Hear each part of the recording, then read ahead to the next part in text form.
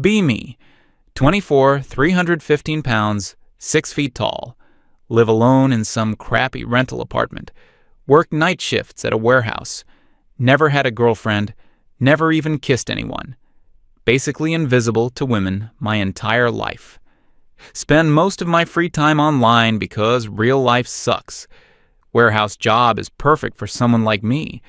Quiet, repetitive, barely have to talk to anyone. Just move boxes around and try not to think too much. My coworker Mason sometimes tries to make conversation.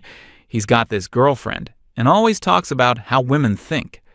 Makes me realize how far behind I am compared to normal guys, like he's speaking a foreign language when he talks about dating. Days blend together. Sleep, work, internet, repeat. Apartment feels like a cave sometimes. Order takeout because cooking for one person feels pointless. Browse forums late into the morning after work. That's where I actually feel like myself. Can write long, thoughtful posts. People respond positively. Online me is articulate and funny. Real life me just sweats and stammers. One day found this forum thread about loneliness. Girl named Clara posted something that hit different. Wasn't the usual attention-seeking stuff. She talked about feeling invisible, like guys look right through her.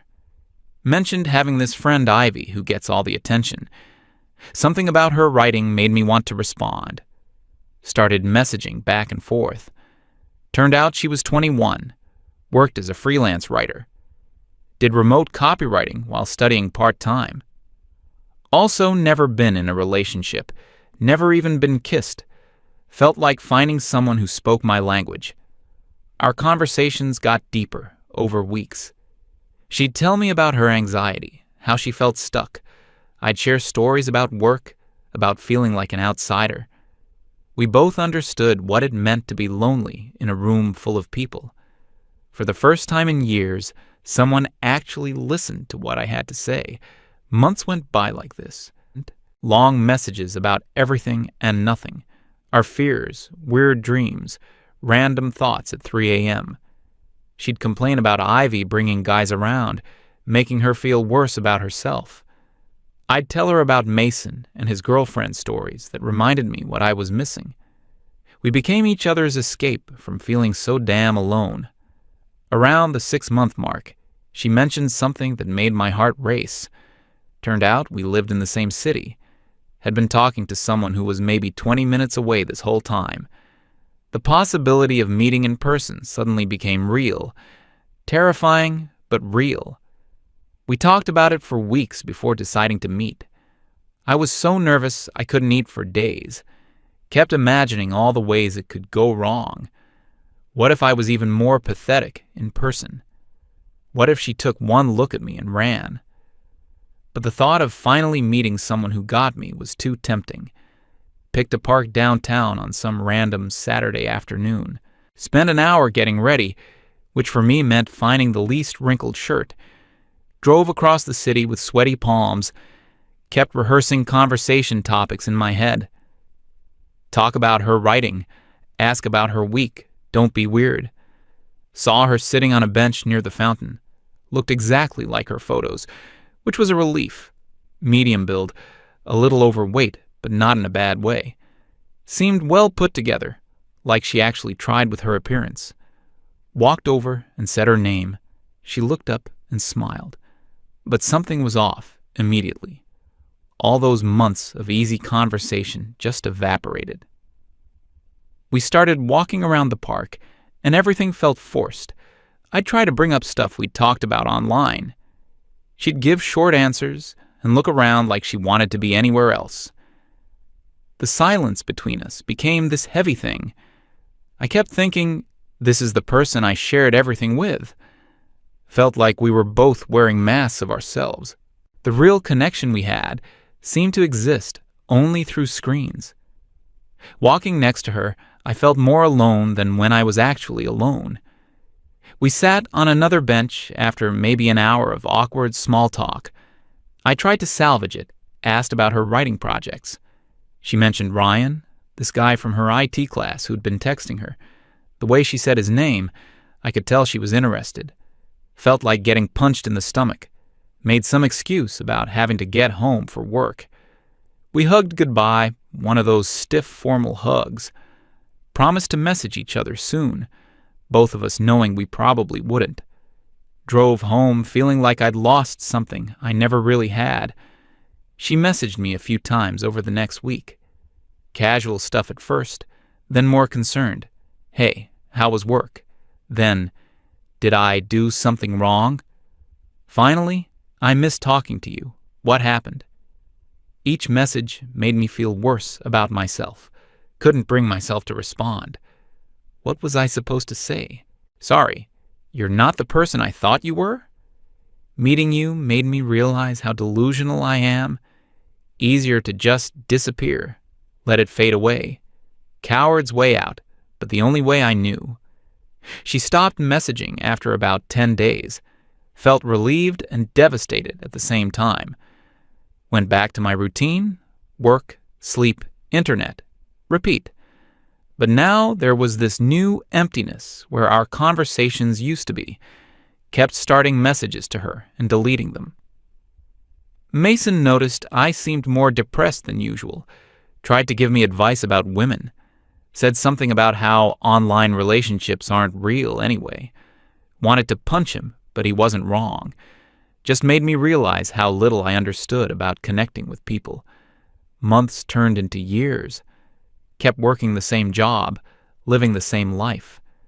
But something started changing slowly. Maybe it was the guilt about Clara. Maybe just getting tired of being miserable. Started going to the warehouse gym during my breaks. Losing weight was harder than I expected. But having a goal felt better than having nothing. Dropped 20 pounds, then 30, then 50. Started noticing I could climb stairs without getting winded. Mason actually complimented me one day, said I looked different. Around the time I hit 70 pounds lost, everything shifted. New people started working at the warehouse. They'd invite me out for drinks after work sometimes. First time in years, I felt like part of a group. Turns out when you're not completely disgusted with yourself, other people notice. Learned how to have conversations that didn't make me want to hide. Practiced talking to cashiers, servers, random people. Still awkward, but not the stammering mess I used to be. Even had a few brief things with women. Nothing serious, just short connections that ended naturally. But underneath all the progress, something still felt hollow. Like I was playing a role instead of being myself. The person who could write those long, thoughtful messages to Clara. Where did he go when I tried to be normal? Success felt as isolating as failure had, just in a different way. Then, one random Tuesday, got an email notification. Message from Clara after almost 3 years of silence. Hands actually shook when I opened it. She said her life had changed too, wanted to catch up.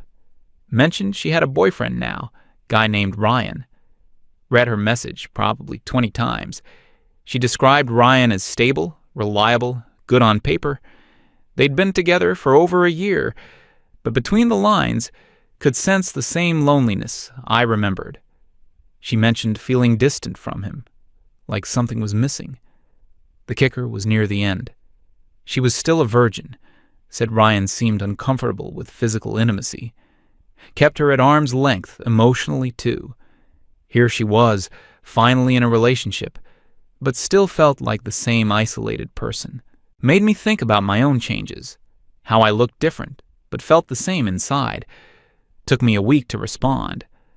Told her about the weight loss, new social life, brief relationships, but admitted that none of it filled the void I thought it would. We were both supposedly living normal lives now, yet here we were, reaching out to each other again. She suggested meeting up. Different person now, she said. Maybe it would be different. Part of me wanted to say no, protect myself from another disappointment. But curiosity won out. What would it be like to see her as the person I'd become? Met at a coffee shop this time. neutral territory. She looked good, more confident than before. Still had that same thoughtful way of speaking I remembered from our messages. Conversation flowed easier. We both knew what to expect now. No illusions about magical instant connections. We talked about our changes, the ways we'd grown. She mentioned her writing career taking off, getting better clients.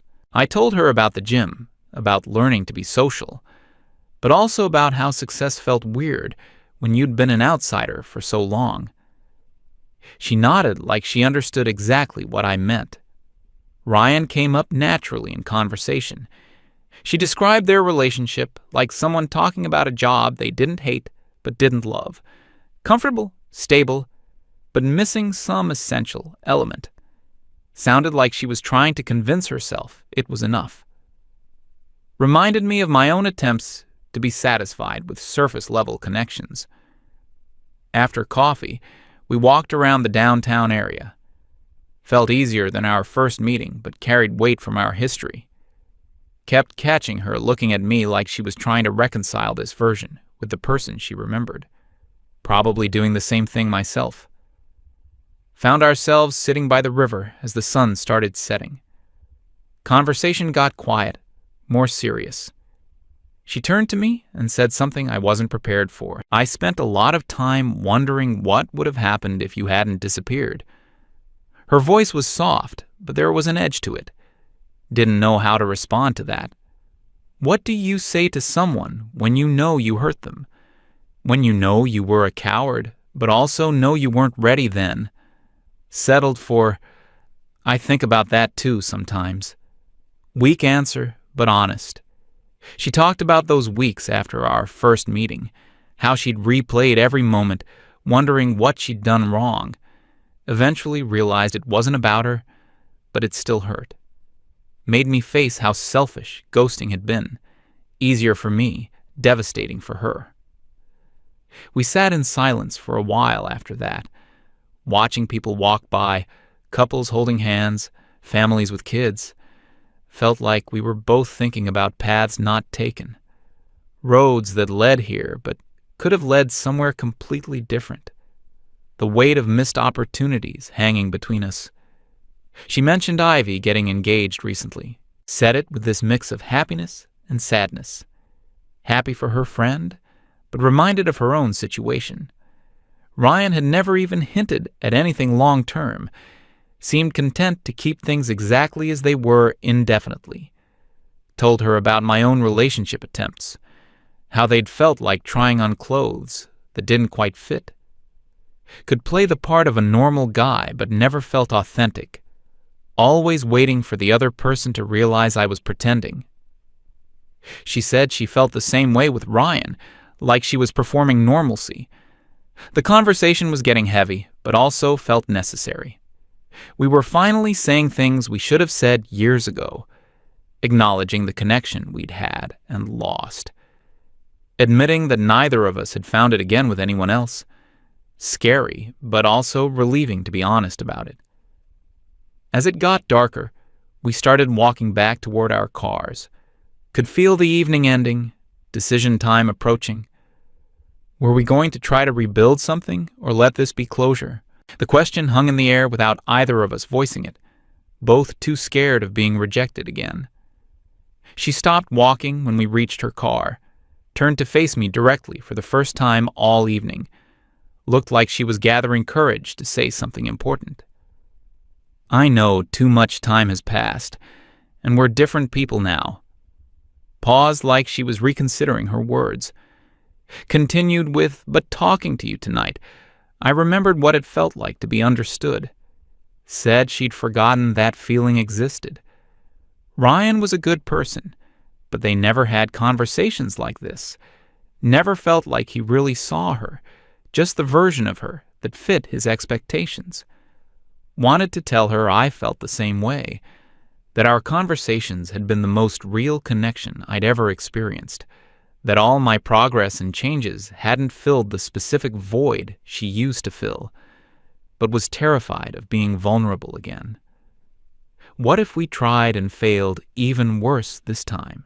Instead, just said, "Tonight was good. I'm glad we did this." Safe, non-committal, protecting myself. Saw something shift in her expression, like she'd hoped for more. But she just nodded and said, "Me too." Hugged goodbye, longer than our awkward first meeting, but still careful. Drove home with my head spinning, kept thinking about her comment about being understood. Realized that's what I'd been missing in all my other connections. People liked the improved version of me, but nobody really knew me. Clara had known the real me, the one I'd been afraid to show anyone since. Got home and found a message from her waiting. Sent while I was driving, must have typed it right after I left. "Thank you for talking to me tonight. Even if nothing comes of this, you were the first person who made me feel less alone." I hadn't realized how much I missed that. Read it probably 50 times. Every word felt loaded with meaning and possibility. She was leaving the door open, but not pushing, giving me the choice without making me feel pressured. Exactly the kind of thoughtful communication I remembered from our early messages. Spent the next hour typing and deleting responses. Wanted to say I felt the same way. Wanted to suggest we try again, slowly, carefully. Wanted to apologize for ghosting her and explain why it happened, but kept second-guessing every word. My life had improved in measurable ways since our first meeting. Better job, better health, basic social skills. But sitting in my apartment at midnight still felt like the same isolated person, just better at hiding it now. Maybe that was the real problem. I'd learned to mask instead of heal. Thought about Ryan and their relationship. Sounded like they were both settling for comfortable instead of real. Made me wonder if that's what most people do. Find someone good enough and convince themselves it's love. But Clara and I had touched something deeper, even if only through screens. Realized I was at a crossroads. Could play it safe. Keep her in the past where she belonged. Continue building my new life with people who knew the surface version of me. Or risk everything on the chance that we could find our connection again, knowing we might destroy even the memory of what we'd had. The fear was real and justified. We'd already proven that our online chemistry didn't automatically translate. 3 years had passed. We'd both changed, developed new patterns. What if we were both just nostalgic for something that never existed? What if meeting again just confirmed we were incompatible? But the alternative felt like a different kind of failure. Spending the rest of my life wondering what if. Settling for relationships that felt like putting on costumes. Never finding someone who understood the person behind the improvements. Never feeling truly known again. Looked at her message one more time. Could read the loneliness between the lines, same as my own. She was reaching out despite the risk, being braver than I was. Deserved better than being abandoned twice by the same person. Deserved someone willing to try, even when the outcome was uncertain. Started typing a response, then stopped. What if I was about to make the same mistake again? What if my fear of rejection made me sabotage something real? But what if trying and failing was worse than not trying at all? Paralyzed by the weight of the decision. Deleted the message app and tried to go to sleep. Tossed and turned for hours, mind racing. Kept thinking about her sitting in her apartment, probably wondering if I'd respond. Kept thinking about Ryan, stable and safe, but leaving her feeling empty. Kept thinking about myself, improved but still fundamentally alone.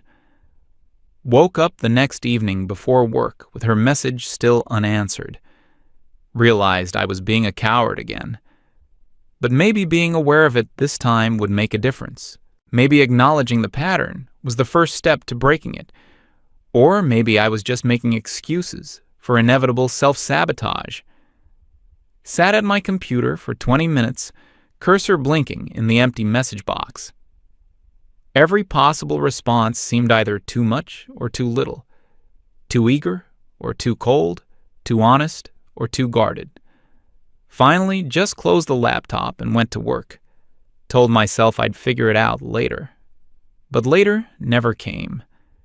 Days turned into weeks of not responding, each day making it harder to break the silence, each day confirming I was still the same person who'd ghosted her before, just with better abs and social skills. Mason asked why I seemed distracted at work. Couldn't explain that I was reliving the same mistake from 3 years ago. Couldn't admit I was too scared to take a chance on real connection. Just said I was tired, focused on moving boxes. Let the routine numb the anxiety.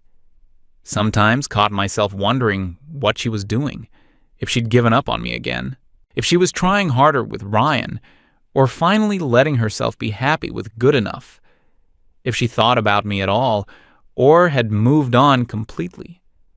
Questions I couldn't answer because I was too paralyzed to find out. 3 months later, still hadn't responded. Her message sat in my inbox like evidence of my cowardice. Reminder that I was still the same person who chose isolation over risk.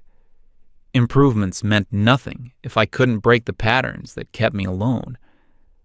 Success was just a prettier version of the same prison. Decided to write this post instead of responding to her. Maybe telling the story would help me understand what went wrong. Maybe other people had been in similar situations. Maybe admitting my failures publicly would force me to face them. Or maybe I'm just procrastinating on actually doing something about it. Here I am, better version of my old self, but making the same mistakes. She's probably still with Ryan, still feeling unseen and misunderstood. We're both living these half-lives, pretending we're content, when we had something real and threw it away because it was scary. Because being vulnerable felt more dangerous than being alone. Keep thinking about her last message. About being the first person who made her feel less alone. About how much she'd missed that feeling. Wondering if she found it again or if she's still looking. Wondering if I'll ever be brave enough to find out. Anons, what would you do? Try again and risk destroying even the good memory? Or accept that some connections can't survive real life? Sometimes I think the person I was online was more real than who I am now. But maybe that's just another excuse for staying safe. Either way, I need to do something. Can't keep living in this limbo where I've improved everything except what matters most. Can't keep being the guy who ghosts people when things get real. But don't know if 3 months of silence can be forgiven. Don't know if I deserve another chance after wasting the last one. Maybe posting this is the first step. Acknowledging that I'm still running from the same fears. That success doesn't mean anything if you're still alone with it. That I might have let the best connection of my life slip away twice. Because I was too scared to see what we could become. Guess we'll see if I'm brave enough to hit send on a different kind of message. Or if I'll keep writing stories about my failures instead of trying to fix them. Clock's ticking, and I'm running out of excuses. Time to decide if I want to keep being the protagonist of my own tragedy, or finally try to write a different ending.